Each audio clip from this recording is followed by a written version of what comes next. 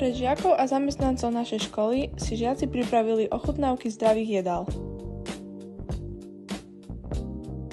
V ľudovej jedálni si žiaci odboru kuchár-kuchárka a čašník-servírka pripravili pre hostí ukážky slávnostného prestierania, ktoré spestrili ochutnávku jedál zdravej výživy. V rámci dnešného dňa v ľudovej jedálni si žiaci pripravili tiež ukážku slávnostnej tabule. Dnes sme si pripravili slavnostnú tabuľu na tému Tvoríme novú zem, ktorú použijeme na súťaži v Prešove. Ahoj, ako sa voláš a aký odbor študuješ?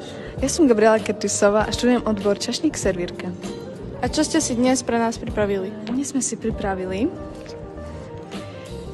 Máme tu jablkový koláčik, paradajky plnené, mrkvový koláč, mrkvový šalát, reďková natierka s lučinou, tvarohová natierka s vajíčkom a mrkvou.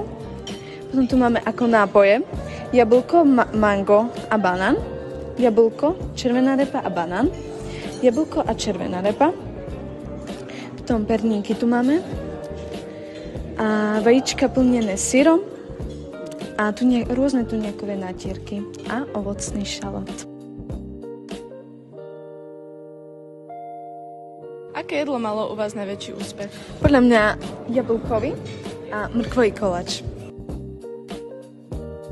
Ako chutilo našim hosťom? Všetko bolo úžasné, skvelé. Je sa za čo poďakovať určite skvelým pedagógom, ale aj deťom, ktoré vlastne sa na tom celom podielali. Veľmi dobré. Tu sme spokojní, chutí nám tu. Dobrá obsluha. Z Dňa zdravej výživy v ľudovej jedálni Melanie a Klara.